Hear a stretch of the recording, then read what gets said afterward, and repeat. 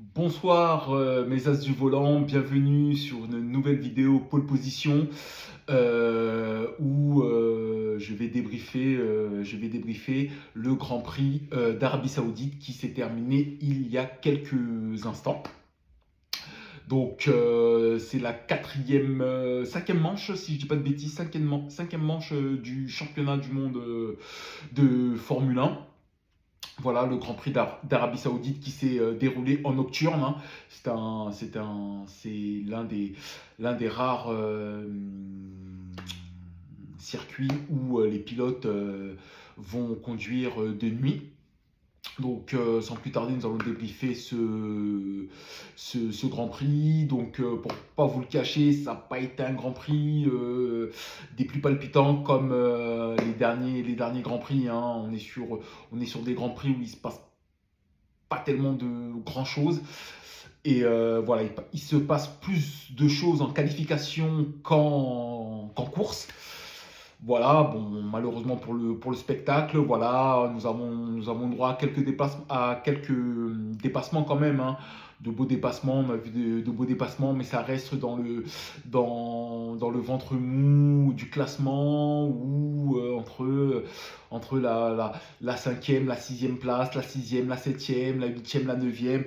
Il n'y a pas vraiment de combat entre les leaders, entre les 2, 3 premiers, 4 premiers, où ils vont se tirer la bourre, où il va y avoir des dépassements, etc. etc. C'est un peu ennuyeux dans ce sens-là. Après, bien sûr, il y a des dépassements, mais bon, des dépassements en milieu de tableau ou en fond de grille. Voilà, bon, c'est toujours beau, hein, comme je le dis toujours, hein, c'est toujours beau de voir un dépassement F1, c'est toujours spectaculaire à ces vitesses-là, de voir des voitures se doubler. Mais ce qu'on aimerait, c'est voir les leaders, les 4-5 premiers du classement se tirer la bourse, se dépasser, se repasser, se doubler, se redoubler. Mais bon, les positions sont assez figées une fois que le départ est donné. Le leader trouve son rythme et derrière, les voitures essayent de calquer leur rythme au leader de course. Pardon, excusez-moi, je suis un peu enrhumé. Je suis un peu enrhumé, donc si vous m'entendez tousser dans cette vidéo, veuillez m'excuser. Donc voilà. Donc on a une grille de départ où c'est Max Verstappen qui vient signer la pole position. Comme je vous ai dit, en qualification, en ce moment, on se régale parce que lors des qualifications, les pilotes donnent 100%, se donnent à 100% et tirent la quintessence de leur monoplace. Donc on a le droit à des essais qualificatifs vraiment très impressionnants. Et dans ce jeu des qualifications, c'est Max Verstappen qui vient encore une fois scotcher tout le monde parce que personne n'attendait le néerlandais sur ce week-end. Lors des essais libres, 1, 2 et 3, le néerlandais était à la rue littéralement, de ses propres mots, de ses interviews, ressortait que voilà, il avait du mal avec sa Red Bull, il avait du mal à trouver le rythme, il ne comprenait pas la dégradation de ses pneus, il avait énormément de mal sur ce week-end à faire fonctionner sa Red Bull sur ce circuit d'Arabie Saoudite. Et force est de constater que le néerlandais a plus d'un tour dans son sac. Et comme je le disais dans mes précédentes vidéos, c'est un lion très féroce. Il est venu scotcher tout le monde en signant la pole position devant Oscar Piastri. Putain, je vais y arriver. Pardon pour le gros mot. Oscar Piastri. Devant Oscar Piastri, tout le monde attendait les McLaren, donc celle de Piastri ou de Norris pour la pole position. On attendait une première ligne 100% McLaren, pardon. Mais Verstappen est venu mettre son grain de sel dedans et a signé la pole position devant l'Australien Piastri. Malheureusement pour McLaren, Lando Norris va venir accidenter sa McLaren lors de ses essais qualificatifs. excusez-moi encore, le pilote anglais de l'écurie McLaren, lui, s'élancera 10e. Donc, très mauvaise opération pour lui. Encore une fois, dans ce début de saison et aussi la saison dernière, l'anglais de l'écurie McLaren montre que dans les moments de vérité, les moments qui doivent compter, il a du mal à passer ce step. On dirait qu'il y a un plafond de verre au-dessus de lui et qu'à chaque fois qu'il doit marquer l'essai, il bute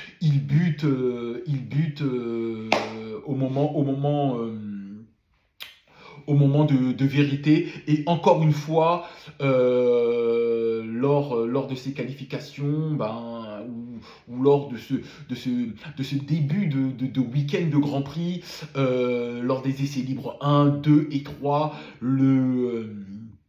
l'anglais, Lando Norris, montrait tout son talent, montrait toute sa vitesse, toute sa palette technique. Il était très à l'aise sur cette piste. Il enchaînait les chronos impressionnants, les records de tours sur records de tours. Il mettait tout bout à bout. Eh ben dis donc, je vous ai dit, je suis malade. Il mettait tout bout à bout pour performer ce week-end et au moment où ça compte lors des qualifications. Dans la dernière partie des qualifications, il vient commettre une erreur vraiment toute bête. Il perd sa voiture sur un vibreur et va venir accidenter sa monoplace contre les barrières de sécurité de la piste. Je vous l'avais dit lors du dernier débrief, le Grand Prix d'Arabie Saoudite ne laisse pas de place à l'erreur. Une seule erreur et vous vous retrouvez dans le mur. Lando Norris en a payé le prix et s'élance 10e pour ce Grand Prix.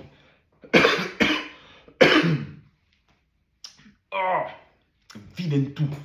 Va. Alors, en première ligne, nous avons Verstappen et Piastri, suivi en deuxième ligne de Russell Leclerc, troisième ligne Antonelli Sainz, quatrième ligne Hamilton et Tsunoda. Ensuite, en cinquième ligne, nous retrouverons Gasly, Cocorico et Norris. Gasly qui a réalisé un très très très bon week-end. Hein. Très très bon début de week-end, voilà, essai libre 1, 2, 3, il plaçait toujours son Alpine dans le top 10. Et en qualification, il vient placer son Alpine à la 9e position, donc bravo à lui. Ensuite, 11e ligne, nous retrouvons Albon et Lawson, Alonso et Hadjar. Ensuite, Bierman et Stroll, Douane, Hülkenberg, Ocon et Bortoleto pour la fin de cette grille, pardon. Donc, le départ est donné. Avant le départ, comme d'habitude, tour de formation pour que les pilotes appréhendent au mieux la piste. Le départ est donné, superbe envol des deux premiers, Max Verstappen et Oscar Piastri, qui s'élancent très très bien. L'Australien va s'élancer de manière magistrale. Malgré le très bon départ de Verstappen, l'Australien va réussir un meilleur départ que le Néerlandais et va venir pointer sa McLaren au premier virage, ce qui va contraindre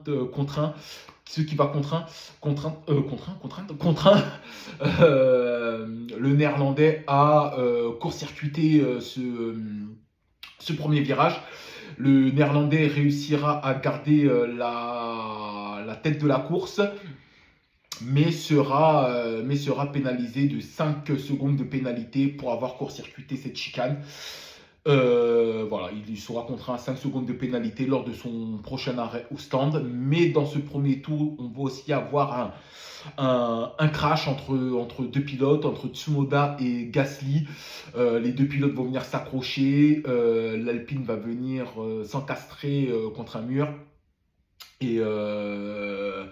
Et ce sera l'abandon malheureusement pour Pierre Gasly. Tsunoda réussira à redémarrer et à rejoindre les stands, mais malheureusement son aileron arrière est trop endommagé pour reprendre la course et lui aussi sera contraint d'abandonner.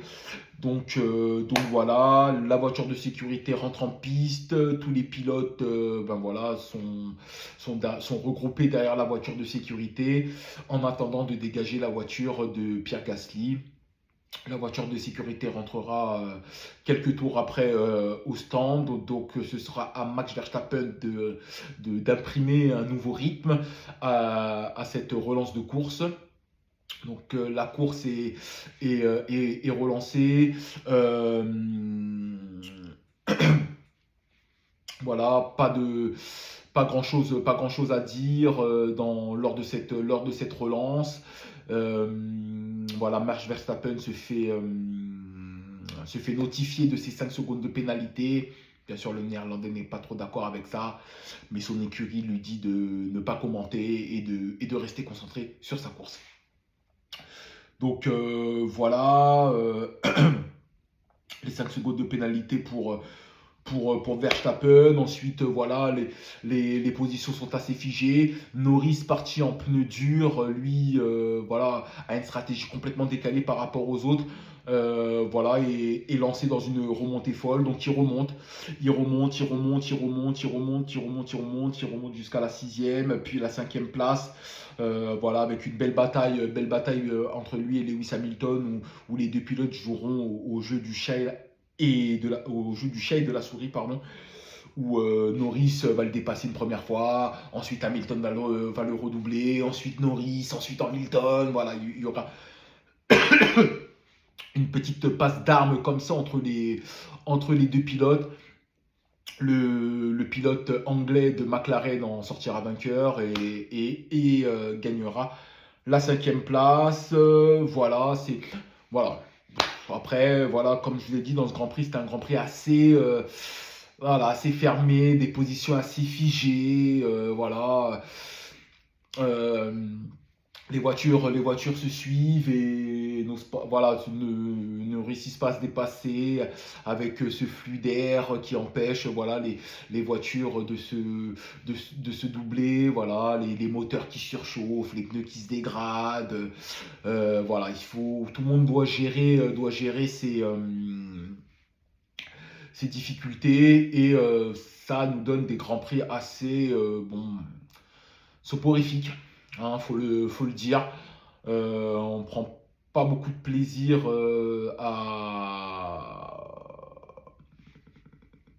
on s'emballe pas. C'est pas du. On sait pas qu'on prend pas assez de plaisir, hein, passionné de F1 qu'on est. On prend quand même du plaisir à regarder de la Formule 1, mais c'est vrai que ça manque un peu d'étincelle. Heureusement que nous avons voilà, quelques satisfactions. Parce que comme je vous l'ai dit depuis le début de saison, l'Australien de McLaren, hein, Oscar Piastri, est sur un petit nuage en ce moment. Depuis le début de saison, il est clairement en forme. Il vient de signer sa 3e victoire en 5 Grands Prix. Il enchaîne les bonnes performances, il sait mettre la pression là où il faut, il sait gérer la pression parce que il faut quand même avoir les épaules assez solides pour gérer une telle pression, surtout qu'à son jeune âge, je crois, si je dis pas de bêtises, il a 22 ou 23 ans, donc c'est pas un rookie, mais c'est sa 2e saison en Formule 1, donc voilà, il n'a pas non plus l'expérience d'un Max Verstappen, d'un Charles Leclerc, d'un Lewis Hamilton. Ou même de son coéquipier, hein, Lando Norris. Hein. Et Grand Prix après Grand Prix, il montre qu'il a les épaules assez larges pour supporter la pression qu'il y a dans le monde de la Formule 1 et il enchaîne les bonnes performances, 3e victoire de la saison, il est toujours bien placé, que ce soit en qualification ou en course. Il gère très très bien son rythme, ses pneus, il a une bonne communication avec son écurie et avec la presse, hein. Tout est fluide avec l'Australien, il ne laisse paraître aucune émotion.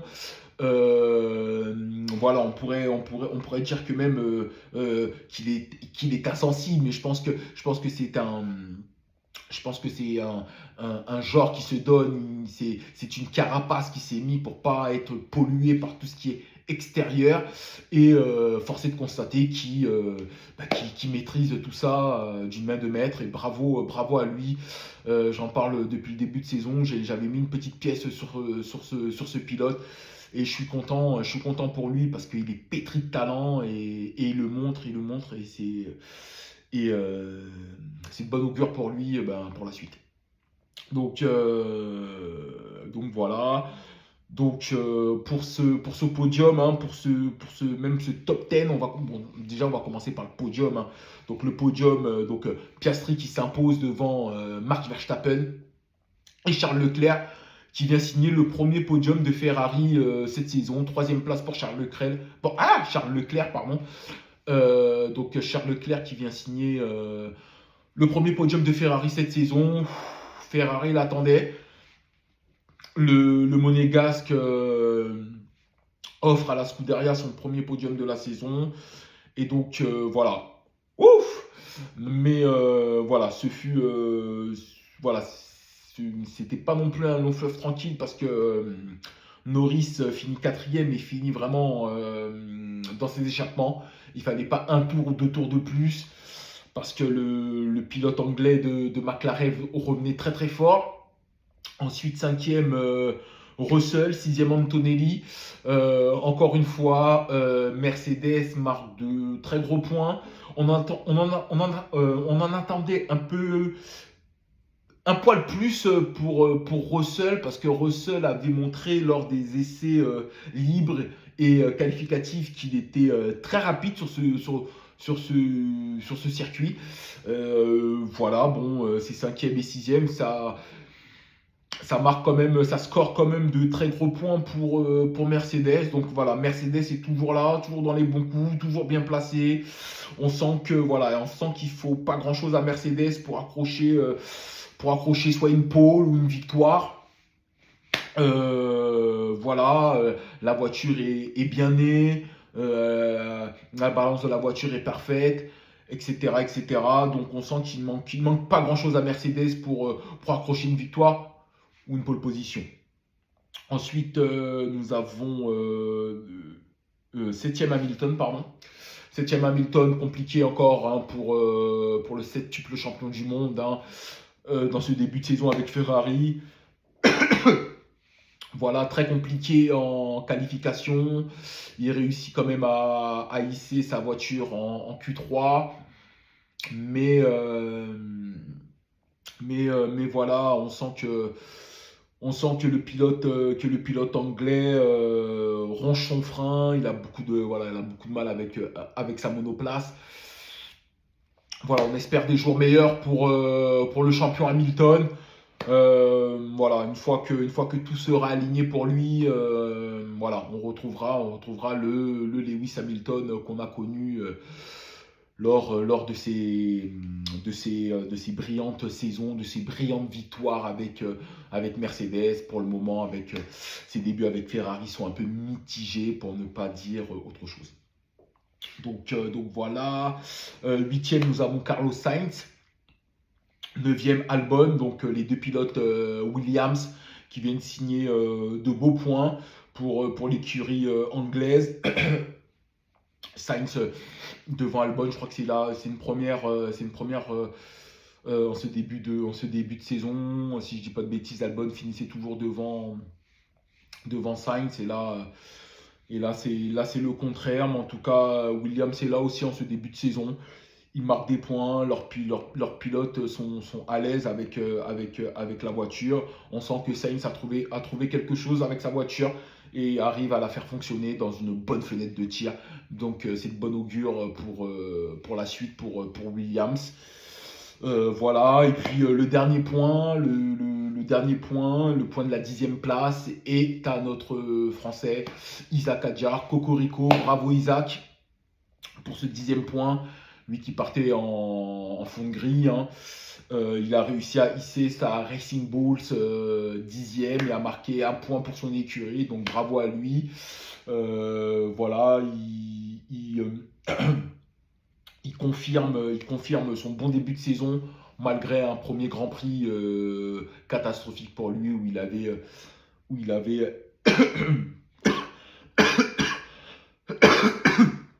pardon, où il avait perdu où il avait perdu sa monoplace lors du tour de formation et il avait encastré sa Racing Bulls. Lors du premier Grand Prix de la saison en Australie, le Français s'est rattrapé depuis et montre qu'il est lui aussi pétri de talent et que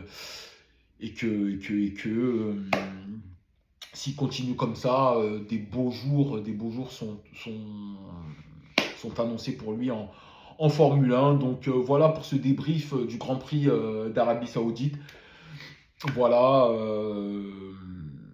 c'était pas l'un des grands prix les plus fous, mais voilà, il y avait quand même des petites choses à en tirer, des petits enseignements à en tirer. Et donc voilà, le prochain Grand Prix sera dans 15 jours à Miami.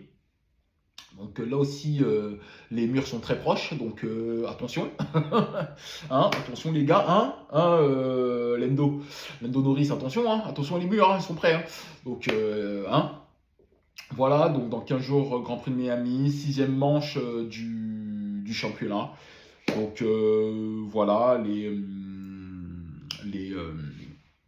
les pilotes et les écuries vont avoir une quinzaine de jours pour travailler et analyser tout ce qui a été, tout ce qui n'a pas été, etc., etc. Et revenir plus fort lors de ce Grand Prix de Miami, en espérant qu'il soit spectaculaire. Voilà, en tout cas, moi j'ai quand même pris du plaisir à regarder ce Grand Prix. Hein. Je suis un passionné des fins, donc si vous êtes passionné des fins aussi, voilà, même si c'est pas l'extase, vous prenez quand même du plaisir à regarder un Grand Prix. Et moi j'ai pris du plaisir à regarder ce Grand Prix et j'ai pris du plaisir aussi à débriefer ce Grand Prix avec vous ce soir. Donc nous nous retrouverons dans 15 jours. Comme vous avez pu le voir, le fiston n'était pas avec moi pour ce débrief de Grand Prix. Il sera avec moi dans 15 jours pour le Grand Prix de Miami. Voilà, avec son œil, son analyse à lui. Et voilà, nous nous retrouverons dans 15 jours. Donc si ce contenu vous a plu, n'hésitez pas à vous abonner, à liker, à commenter, activer la cloche de notification et à partager ce contenu. Nous nous retrouvons dans 15 jours sous le soleil de Miami pour un nouveau débrief. Allez, ciao mes as du volant, à bientôt, bye.